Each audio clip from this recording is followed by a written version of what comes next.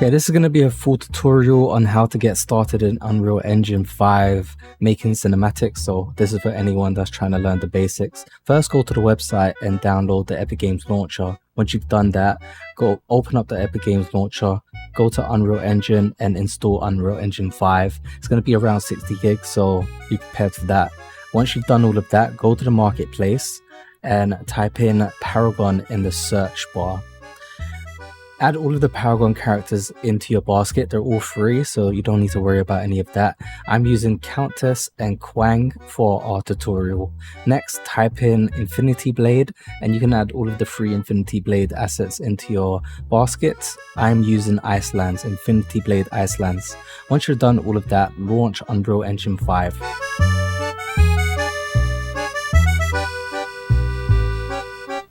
You should see a page like this. Go to games, go to third person, leave everything as it is. You can add ray tracing if you want and if you can.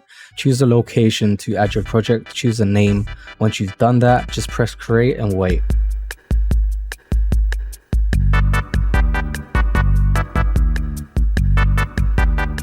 Once the project is open, you should see a page like this and shaders being prepared. Let the shaders finish what they're doing before you actually do anything in the engine.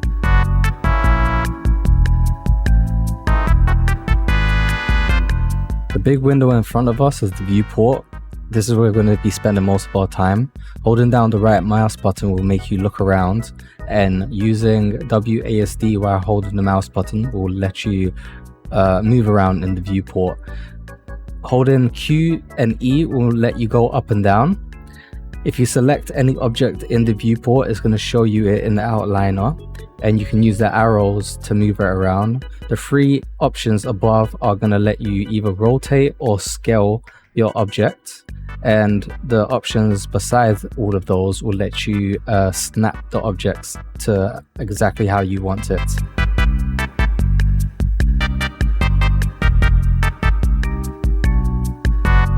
Next, we have the world settings here. If you don't see it, you can go to Windows and choose world settings. We'll talk about the world settings more later on in the tutorial.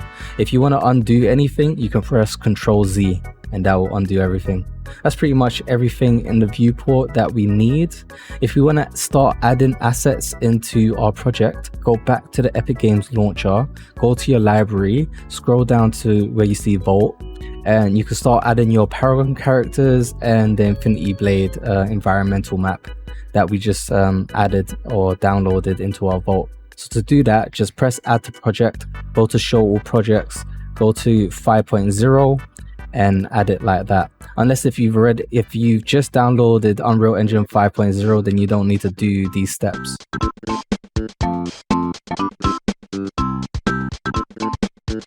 Once that's all done, you can go back into the project, and I've paused the video for you to show you where the content browser is because I have mine docked and I forgot to show you in the video on how to dock yours. But once you've opened up your content browser, you'll see all of your assets. Go into Infinity Blade, go into Maps, and open up Frozen Cove. Once your map is all open, make sure you let the shaders finish doing what they're doing before you do anything. Exit out of all of the warnings, it doesn't matter, and we're going to fix the lighting rebuild once all of the shaders are done.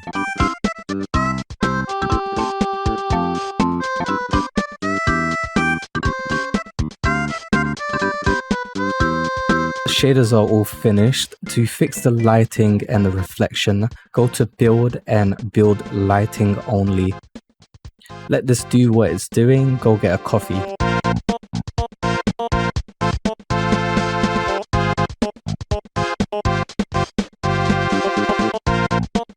Once all of the building is done, this is what the environment looks like. To get rid of all of the weird lines and whatnot, just press G. And G is like the game view. Next, what you're going to want to do is go to the outliner and type in player start in the search bar and delete the one that's in the level now. What we're going to want to do is actually add our own player start by going to that button up there, go to all classes, type in player, and just drag in player start in the viewport. Next, rotate the player's start 90 degrees. So where you see the blue line that's pointing, that needs to be facing straight. Next, go into the world settings, and in game mode override, change that into third person blueprint, BP third person game mode. Select game mode, default pawn, and choose one of the characters that you imported into the game. Once you press play, you'll see your character. First, you need to wait for the shaders to be finished before you do anything. Your character won't be able to move, but if you want to learn how to make your character move, watch my last tutorial on how to set up Paragon characters. This character, in its default stage, can only attack. Now, I want to change the skin of our character, and I also want to add some effects. To do that, go to the content browser, go to one of your characters, go to characters, heroes, your character, and then go to the character blueprint. You'll see some errors, but let's just forget about that for today. It's not for this tutorial. Don't forget to save, guys. To save, just click on where it says unsaved and save. Always make sure to save. As I've mentioned, if you do want to learn how to make your characters move around, this is where you will do it, and in my last tutorial I'll show you how to do that. But to change the mesh or the skin, go to where it says mesh, skeleton mesh asset, and change it to whatever you want.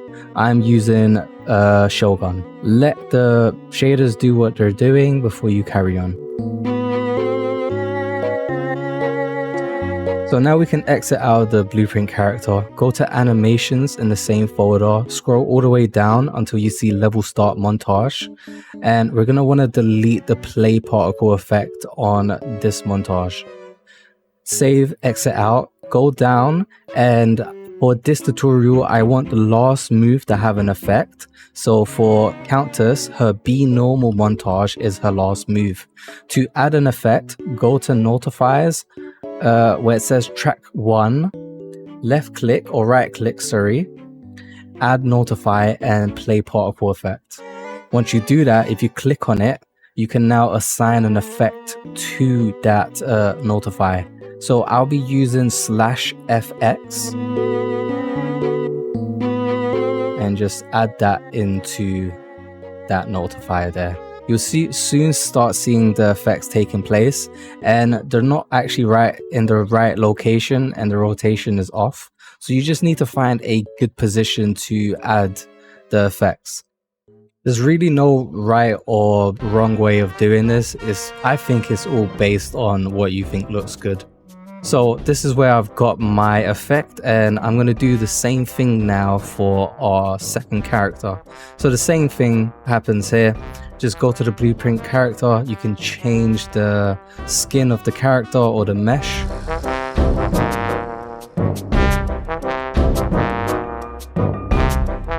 For this character, I'll be using the Frostwalker mesh. And we'll be doing the same thing for this character. So go to its animations, scroll down, and pick its last attack. So for this one, it'll be attack D, slow. Find a good position for where you want to play your effect. Right click, add notify, play particle effect. Click on it, and for this one, I'll be using UTL lightning. Now that we got all of the characters set up how we want them to be set up, we just now have to get them into a sequencer. And to do this really quickly and fast, we're going to be using the tape recorder. To get the tape recorder, you're going to need to go into settings, go to plugins, type in tape recorder, and enable it by ticking it. I've already got it enabled, so I'm not going to do that. You're also going to want to add the movie render queue, so enable it and then restart your project. Once the project reopens, we can close down plugins, go to your content browser, Infinity Blade, and we need to reopen the map. So go to Maps, Frozen Core, wait for it to reopen. Once we're done with that, if we go into Windows, go to Cinematics and click on Tape Recorder. You're going to see some gear icons on the top right. Click on that, scroll all the way down until you see countdown and turn that into 0.0 seconds. Go into source and add a player. Now we want to be able to press the green play button and the red record button at the same time. To do that, we need to press Alt and P and have our mouse over the record button and click that. When we've done that, we will see a recording being played in the sequencer. Then we can play our character and it's going to record what the character just did. So now I'm going to do the same thing for our second character, but I don't want him to be in the same position that our first character is in. So to do this, all we need to do is move our player start asset, let's call it, into a new location. So it's pretty simple, just change where the player start location is.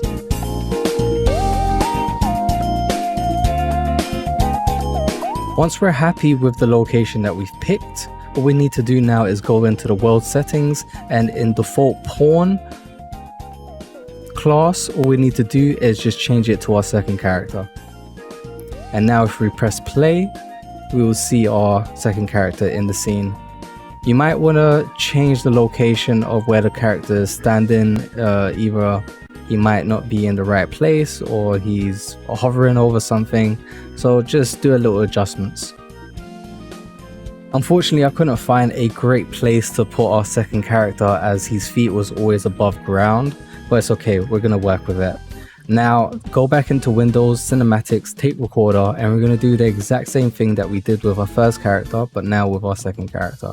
So pressing Alt and P and pressing record at the same time, letting the recording happen, doing our free animations, our free attacks, and then saving that. Now we need to make a new level sequencer. To do that, just click on the button that you see me clicking.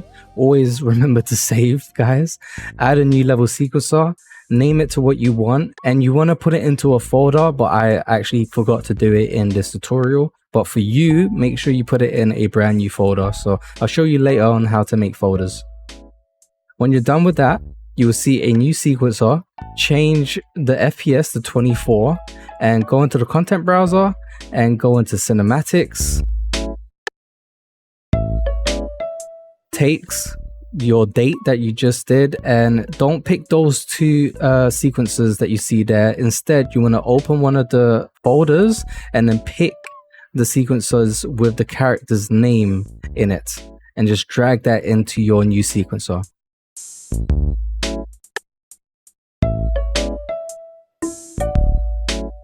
You can organize your sub-sequences how you want them, and the little red bar at the end is going to be where your sequencer stops. So you want to drag that all the way to the end.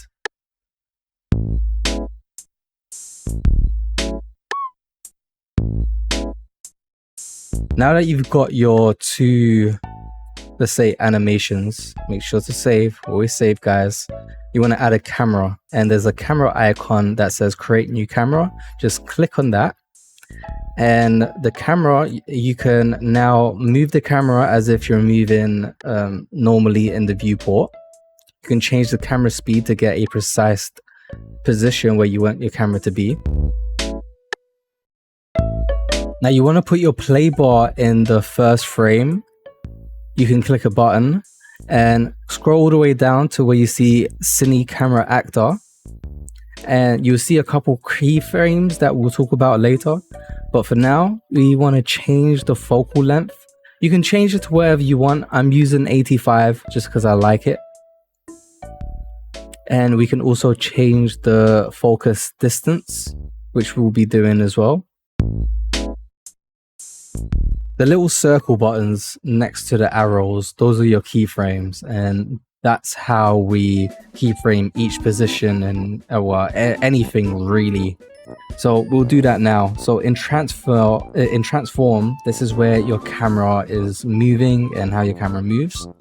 I'm just putting the camera a little bit more back, and I'm going to keyframe this position so the camera won't move. And I'm also going to keyframe the focal distance. And now if I drag the playhead to let's say the end of the character's animation, we can then move the camera forward and keyframe that position of where our camera is going to end. And also we're going to keyframe the focal length so our character comes into focus once the camera is closer to the character. So now when we press play or move the playhead, you're going to see the camera and the focal distance change in real time. So now we're going to do the exact same thing for our second character. With this though, we're going to make a brand new camera and we're going to find a good position to place our camera and do the exact same steps. Now to view our scene, just go all the way up and where it says camera cuts, click the little camera icon and then it's going to play both of our cameras at the same time to show us our scene. Now we made a little bit of a mistake. Our first character just disappears out of nowhere where the camera is moving, so that's not good. We need to do this character's camera movement again. So sometimes you just need to either move the camera closer or, you know, choose a better position for your camera. So yeah.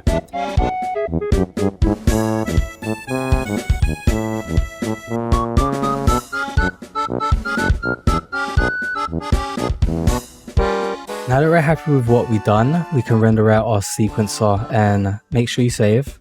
To do that, press the button that's on the screen now, and you've got two options. You can either render it out with the movie render queue or the movie scene capture legacy. I'm not going to explain too much about these, but the movie scene capture legacy is where you can render out things quickly, though they won't come out as good, and the movie render queue is where you can render out things, let's just say, properly. I'm going to show you some basic settings. So in the output, we can change the resolution to either HD or 4K. For this example, I'll be using 4K, so that's 3840 to 2160. And then in the output directory, make a new folder, name it scenes, double click on scenes, make a new folder in that. Call it whatever you want. I'm calling it Paragon Scene 001 or New Paragon Scene 001.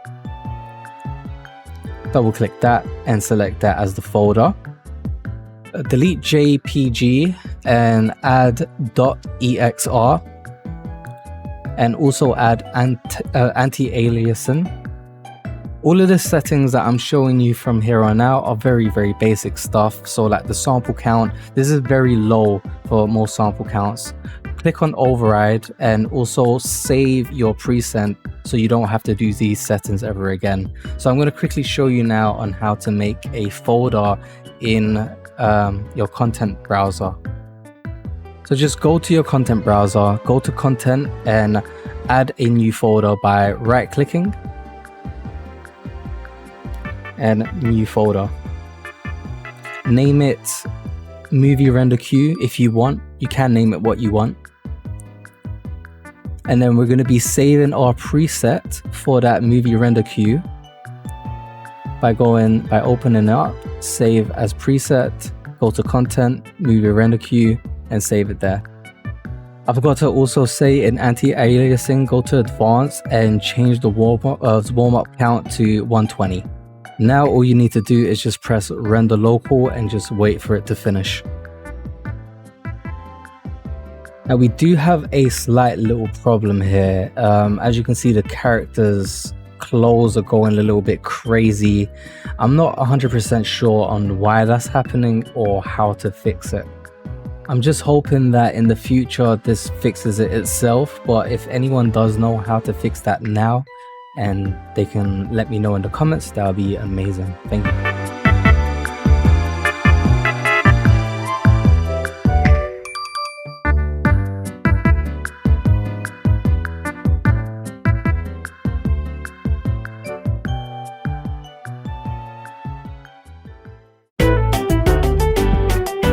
So now that the render is fully finished, we can close out of Unreal Engine and we need to get a video software editor. So I'll be using Davinci Resolve. The reason I'm using Davinci Resolve is because we can easily get our EXR files into a video file. If you press this button here that I'm showing you in the screen right now, and then go and find where you saved your project, where you saved your sequencer or your scene. So for me, it's in Scenes, New Paragon, and then just drag the video file that you'll find, and then go to the next tab and drag that file into your track. And now you have to do a little bit of editing, depends on your take. So for me, I need to cut off a little bit of the beginning because she's like transparent and I just don't like it. And also, while I was watching this back, I had to also cut a bit of the second character's intro because the first character's effects plays over it for no reason, and I don't know why that happened, but it is what it is. So sometimes you just need to like fix things up. So right here, for example, I need to cut, and to do that I'm pressing I think it's Alt and B, but you can also press the scissors that's on the left side. Now we need to do some color grading, but I'm not going to get into it too much, and I'm not really going to be doing any real color grading. All I'm actually going to be doing is just brighten up the scene because it's a bit too dark for me. To do that, go into the color wheel that you see me pressing, right click on the graph and add a correction node. Once you've done that, in the curves graph, you can see me adjusting a few things. This is all up to you. It's up to you on how you think, what you think looks good. But for me, usually I like to make my graph look like this. But the most important thing to do is change your gamma and gain so you can make your scene a little bit brighter, as you see me doing here. So I'm going to speed this up, and yeah. So now you can add music, or you can do voiceovers, you can do whatever you really want with the scene. I'm going to leave it how it is, and I'm just going to export this now. To do that, press the last tab that looks like a rocket. Now just choose a name for your new scene, choose a location, and you can change the format to MP3 if you want, but I'm just going to leave it in QuickTime. And you can also change the resolution, but you know, just leave it at the resolution that you had it in the first place. You can change the frame rate too, but again, leave it to what you left it in Unreal Engine. Add to render and then render all.